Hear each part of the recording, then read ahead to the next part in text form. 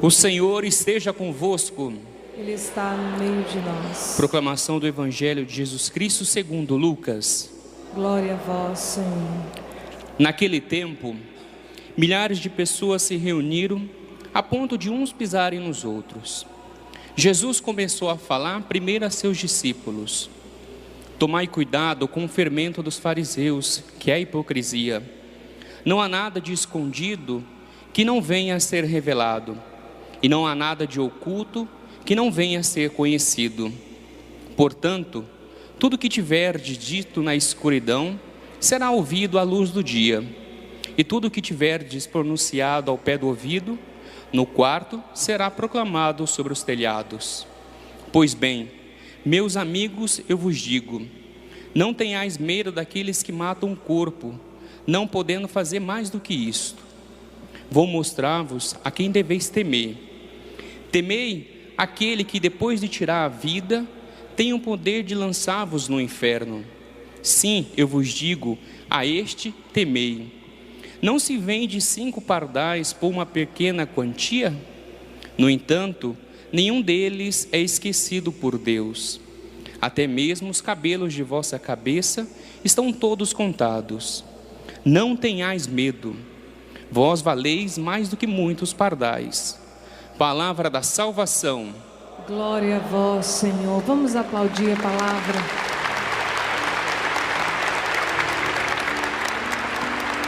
Fala, que teu servo escuta.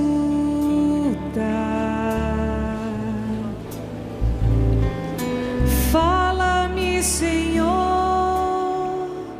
que teu servo escuta.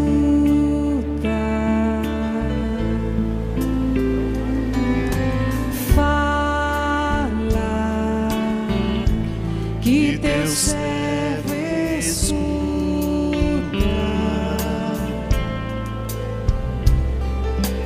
Fala-me, Senhor, que teu servo escuta.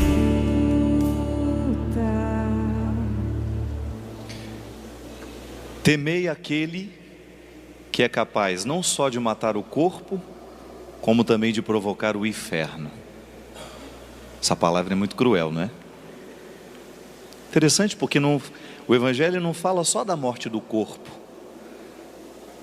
mas fala também dessa figuração escatológica, isto é, do fim dos tempos, de que quando nós escolhemos a morte do corpo, é possível que também, dependendo do grau de consciência dessa escolha, né? Porque a gente sabe que o pecado, Deus é muito justo. Deus analisa o nosso pecado de acordo com a consciência que a gente tem dele. Por isso é tão perigoso caminhar na fé. Quanto mais consciente a gente tem do que é errado, do que é certo, maior será aquilo que Deus vai cobrar de nós. Não é o que fala aquele outro evangelho também, que a quem muito foi dado, muito será cobrado também. Será pedido. Quanto mais a gente cresce na consciência do que é certo, maior será a exigência de Deus na nossa vida. Por isso essa palavra nos apontando para algumas mortes do corpo que depois ainda serão cobradas de nós na eternidade, ou até gerarão um inferno como consequência. Que coisa terrível, gente. Que coisa terrível. Semana passada eu tive a oportunidade de estar em Brasília, a convite da CNBB, para nós fazermos uma campanha de saúde, em parceria com o Ministério de Saúde. Sabe para quê? Para convencer os nossos jovens a fazerem o exame HIV. E conversando com a responsável pelo Ministério da Saúde, ela me dizia que é impressionante o número de pessoas contaminadas hoje que estão desenvolvendo a AIDS porque não sabem que são portadoras do vírus. Ter o vírus não é problema. Claro que você não vai querer ter, mas se você descobre que tem, você pode viver a sua vida inteira, não é, doutor? Pode viver a vida inteira, desde que você descubra isso no início e você se trate. Os tratamentos são eficazes, dão uma boa qualidade de vida. Mas nós não estamos falando disso não.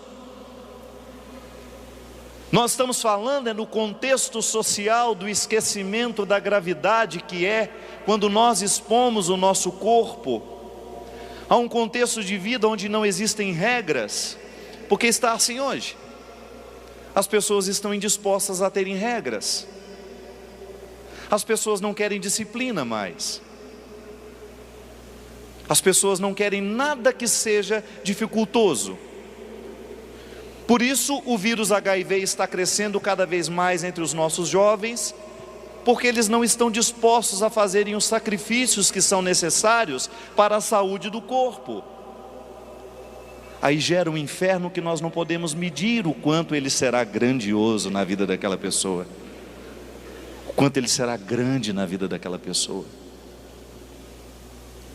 A sociedade, minha gente, está cada vez mais indisposta a viver as restrições que nos trazem saúde, saúde física, saúde espiritual.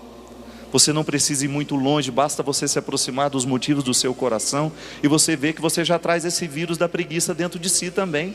Eu trago em mim, não tenho medo de responder, não tenho medo de me acusar aqui. Se eu não ponho o pé em cima dessa preguiça todos os dias, eu sempre quero o caminho mais fácil. Por que eu digo isso? Porque eu acho esse versículo pertinente demais para nós abrirmos um acampamento de família. Eu sei o tanto que você está tendo dificuldade de colocar regras na sua casa.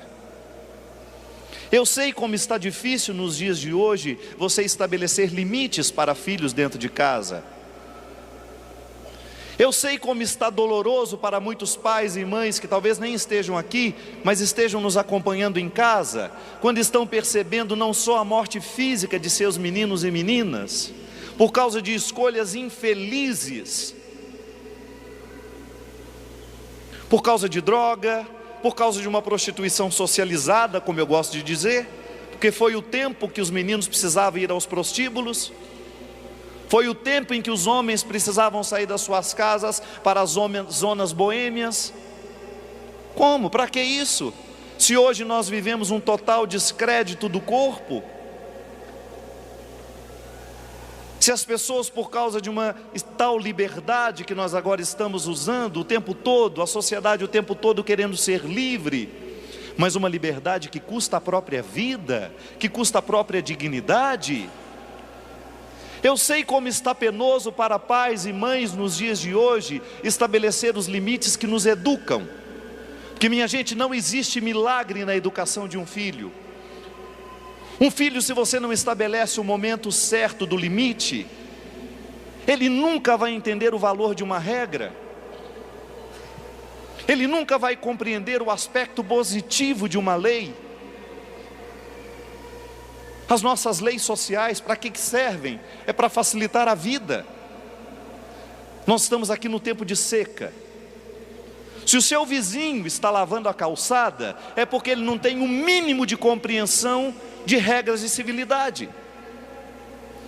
Um infeliz que passa e joga um fogo numa mata, como nós vimos aquele incêndio criminoso na região de Petrópolis hoje, e o fogo avançando na direção das casas, e o bombeiro dizendo: esse fogo foi criminoso, ele foi provocado. Um infeliz passa, descompromissado com o resto do mundo, ele põe fogo numa mata. Ou o seu vizinho, que tem preguiça de capinar o lote dele, põe o fogo e depois pede o controle daquele fogo que vai avançando, que vai poluindo os nossos ares. Estou errado? Quem aqui vivencia a falta de civilidade no espaço onde vive? O mundo vai ficando insuportável quando não existe respeito à lei, minha gente.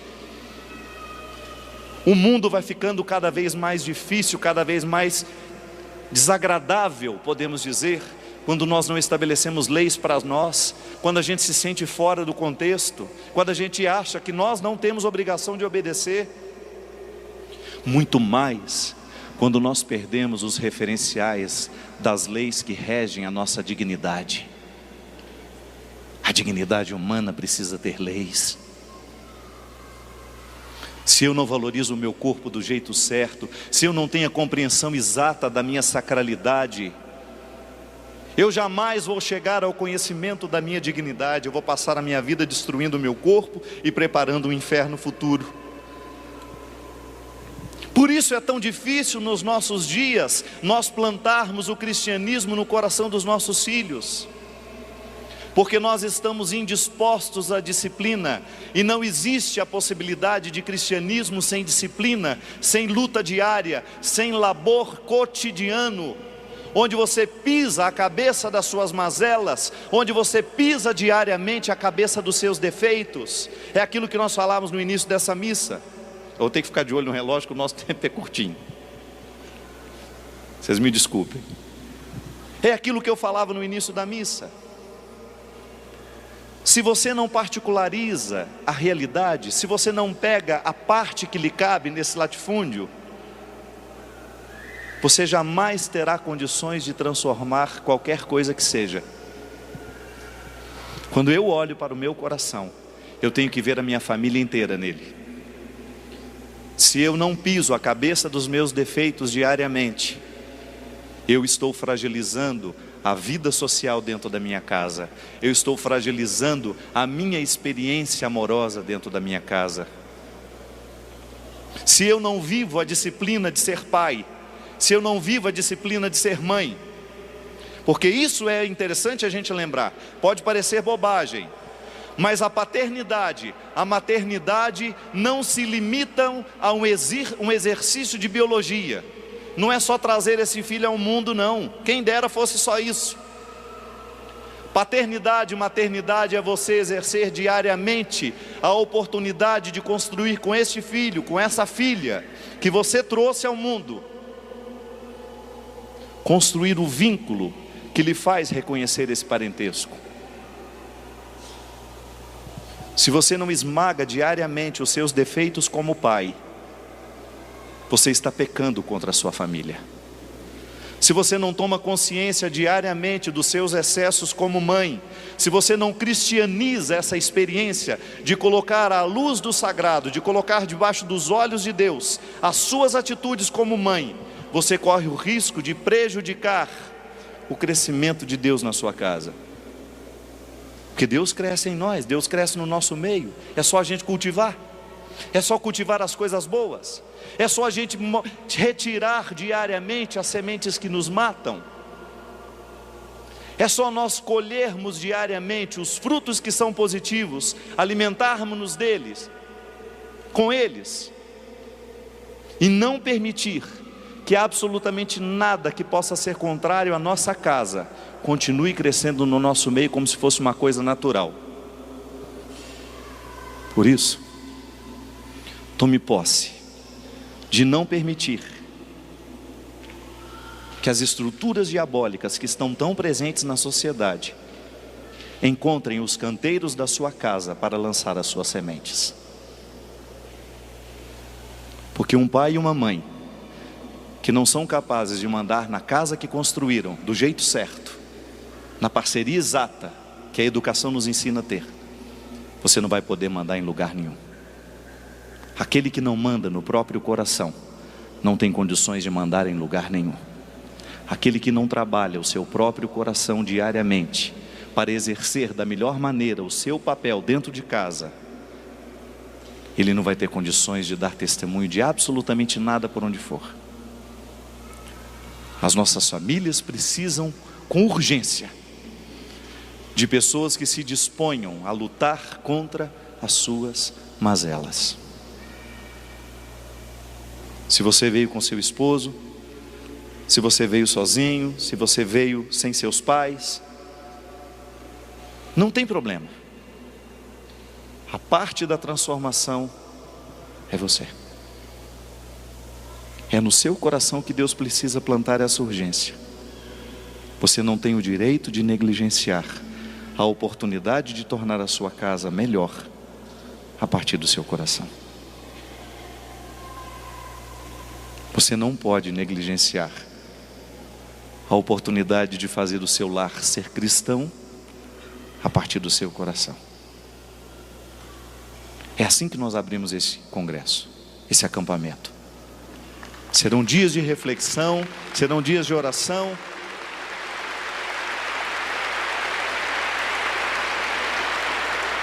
Como que é o canto de entrada? Eu e minha casa serviremos ao Senhor. Qual que é a primeira palavra da música? Eu. Ah, padre, meu marido está precisando muito de conversão. Eu sei que ele precisa. Mas antes de apontar para as necessidades da conversão dele, reconheça as suas. O mundo fica mais bonito quando a gente aponta o dedo primeiro para nós.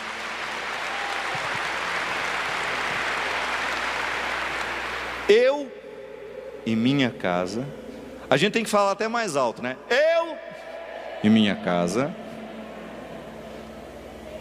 serviremos ao Senhor. Por isso, tome posse dessa parte. Deus vai transformar a sua casa, não é a partir do seu marido, não é a partir do seu filho. A conversão que a nossa casa precisa é o nosso coração. Quem é que precisa ser convertido lá em casa? Sou eu. Não abra mão dessa responsabilidade. E você não vai errar em assumir essa responsabilidade. Sabe por quê? Deus não desperdiça nenhum coração bem intencionado. Deus não desperdiça um coração contrito. Reconheça diariamente o que na sua casa pode ser melhor a partir de você. Pare de ficar dizendo o que o outro tem de fazer. Não. Quem precisa e pode mudar a sua casa é você. Quanto mais o seu coração for tocado pela ação dos céus, maior será a sua possibilidade de testemunhar que Deus fez bem a você. Naturalmente os outros vão querer esse bem também. Eu e minha casa serviremos ao Senhor.